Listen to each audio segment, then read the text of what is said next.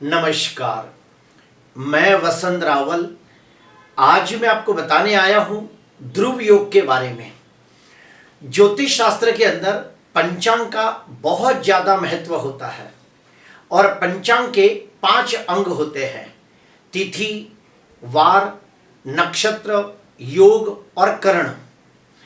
जो योग होते हैं उसका सबसे ज़्यादा उपयोग मुहूर्त शास्त्र के अंदर किया जाता है और मुहूर्त शास्त्र के 5 बड़े बड़े ग्रंथ हैं जिसके नाम है मुहूर्त मार्तंड, मुहूर्त गणेश, मुहूर्त चिंतामणि, मुहूर्त पारिजात, मुहूर्त धर्म सिंधु और भी एक ग्रंथ है निर्णय सिंधु। ये 5-6 जो बड़े बड़े ग्रंथ हैं इसके अंदर योगों के बारे में काफ़ी गहन जानकारी दी गई है, काफ़ी विस्तृत जानकारी दी गई है।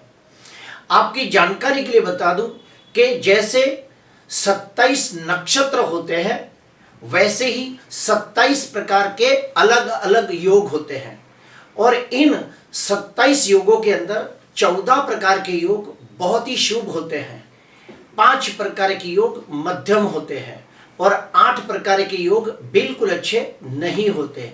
आइए और गहराई से जानने का प्रयास करते हैं। ये 27 योगों के अंदर सबसे पहले हम लोग जानेंगे 14 प्रकार के उत्तम कक्षा के शुभ योग कौन कौन से हैं। इसके नाम हैं प्रीति योग, आयुष्मान योग, सौभाग्य योग, शोभान योग, सुकर्मा योग, वृद्धि योग, वज्र योग, सिद्धि योग, शिव योग, सिद्ध योग, साध्य योग, शुभ योग, शुक्ल योग और ब्रह्मा योग। और मध्यम प्रकार के योग कौन से हैं तो वो है ध्रुव योग, हर्षण योग, वर्यान योग, परीग योग और ऐन्द्र योग। ये मध्यम प्रकार के 5 योग हैं और 8 प्रकार के अशुभ योग हैं जो बिल्कुल अच्छे नहीं माने गए हैं।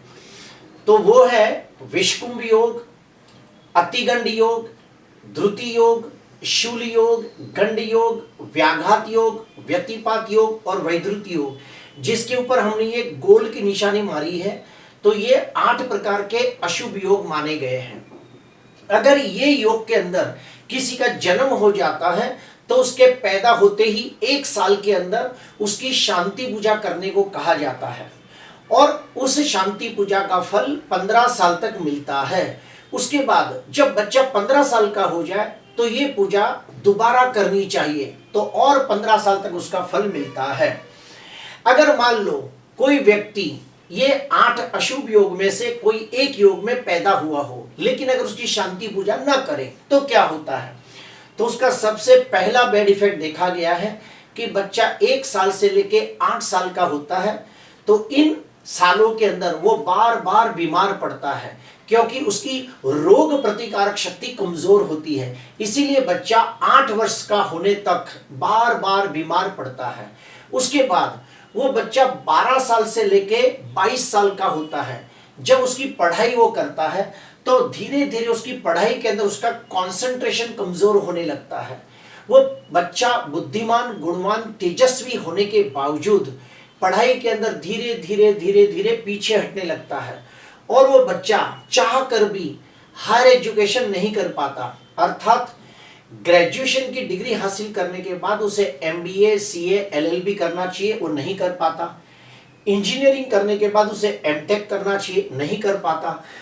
तो जो भी बच्चों का जन्म ये 8 अशुभ योग में हुआ हो तो उसके पैदा होते ही 1 साल के अंदर उसकी शांति पूजा करनी चाहिए और फिर वो बच्चा जब 15 साल का हो जाए तो उसकी शांति पूजा दोबारा करनी चाहिए। हम लोग फिर से आते हैं टॉपिक के ऊपर। आज हमारा जो डिस्कशन हो रहा है वो 12वें नंबर का योग है ध्रुव योग, जिसके भगवान विष्णु माने गए हैं और कुछ किताबों में पृथ्वी भी कहा गया है, लेकिन विष्णु ज्यादा परफेक्ट होता है और उसके जो ग्रह देवता है वो गुरु है। फिर से कहूंगा, ध्रुव योग के जो भगवान है वो विष्णु देव है और ध्रुव योग के जो ग्रह देवता है वो गुरु ग्रह देवता है। अभी हम लोग जानेंगे कि ध्रुव योग के अंदर आप कौन कौन से शुभ कार्य कर सकते हैं। तो सुनिए, ध्रुव योग के अंदर आप सगाई कर सकते हो, शादी कर सकते हो। ध्रुव योग के अंदर नए घर में वास्तु शांति यज्ञ करके गृह प्रवेश भी कर सकते हो। अगर ध्रुव योग हो तो उस दिन आप नए वाहन की खरीदी कर सकते हो, नए 2 व्हीलर 4 व्हीलर गाड़ी की खरीदी भी कर सकते हो।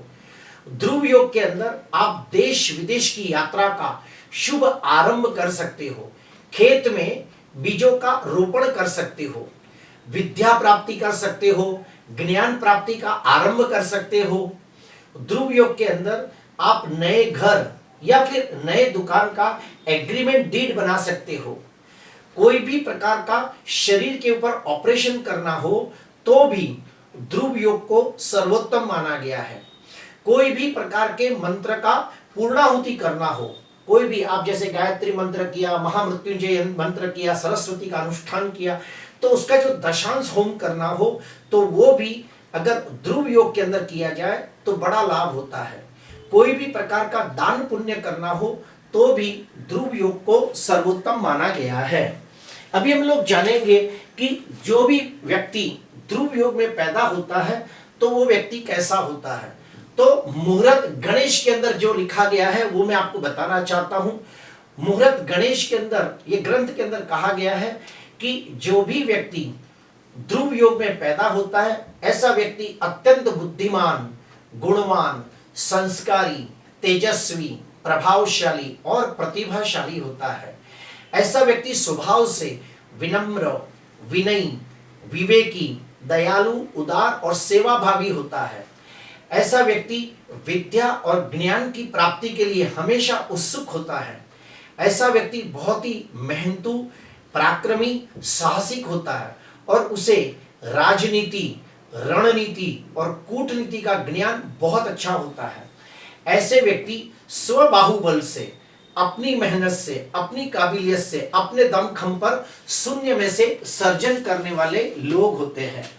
मुहूर्त धर्म सिंधु के अंदर यह कहा गया है कि जो भी व्यक्ति ध्रुव योग में पैदा होता है ऐसे व्यक्ति बहुत ही विद्वान, ज्ञानी, धार्मिक, आध्यात्मिक होते हैं।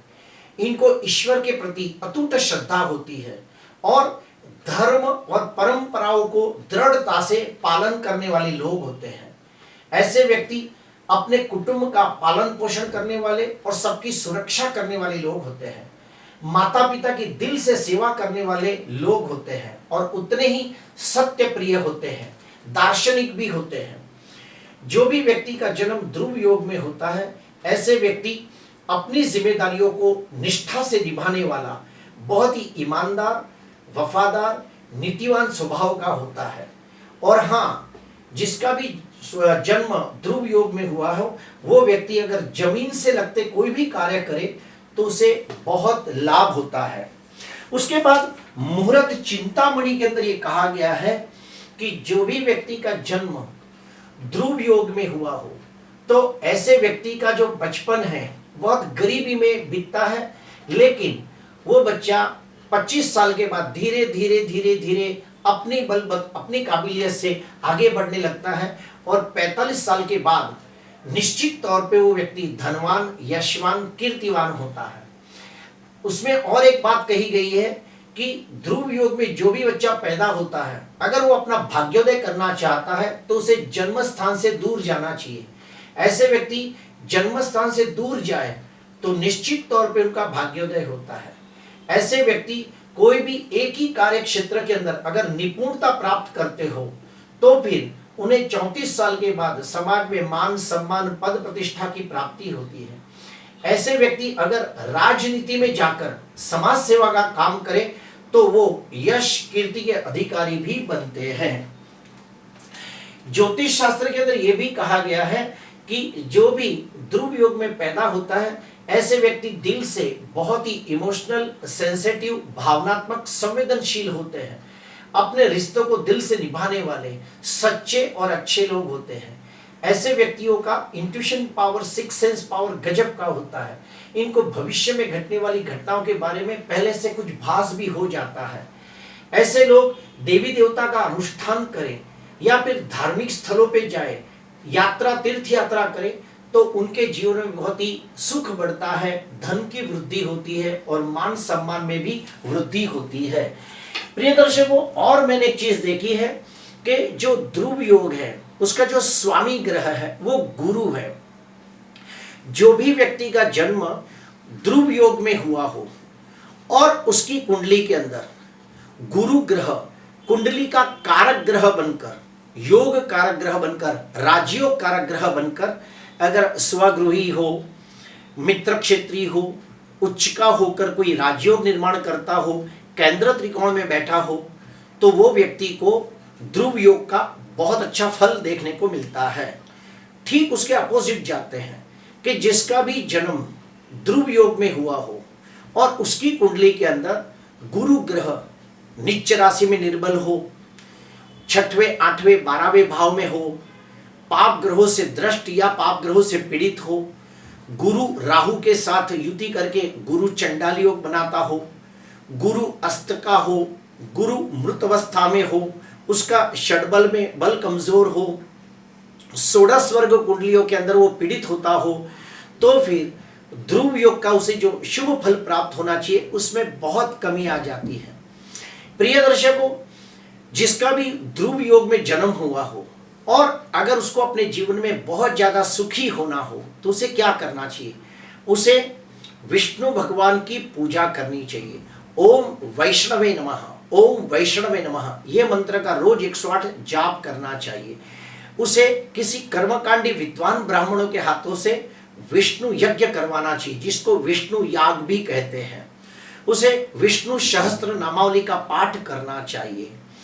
जो भी व्यक्ति ध्रुव योग में पैदा हुआ हो, अगर वो व्यक्ति धर्म की तरफ झुके, यानी कि पूजा पाठ करे, होम हवन करे, दान पुण्य करे, यात्रा तीर्थ यात्रा करे और गुरुजनों के संपर्क में रहे, ज्ञानियों के संपर्क में रहे, तो उसका जीवन और ज्यादा बेहतर हो सकता है, सुखी हो सकता है, समृद्ध हो सकता है। प्रिय दर्शकों, ध्रुव योग के अंदर और एक बात मैंने खास देखी है जो मैं आपको बताना चाहता हूं कि ध्रुव योग में जन्मे व्यक्ति दिल से बहुत ही निर्मल और पवित्र होते हैं। काफी बार उनके मुंह से बोली गई बातें भी सच हो जाती है और वो दुश्मन को भी सच्ची सलाह देने वाले लोग होते हैं। प्रिय दर्शकों, आज बस इतना ही। अगर आपको वीडियो अच्छा लगा हो तो जरूर लाइक करना, सब्सक्राइब करना। नमस्कार।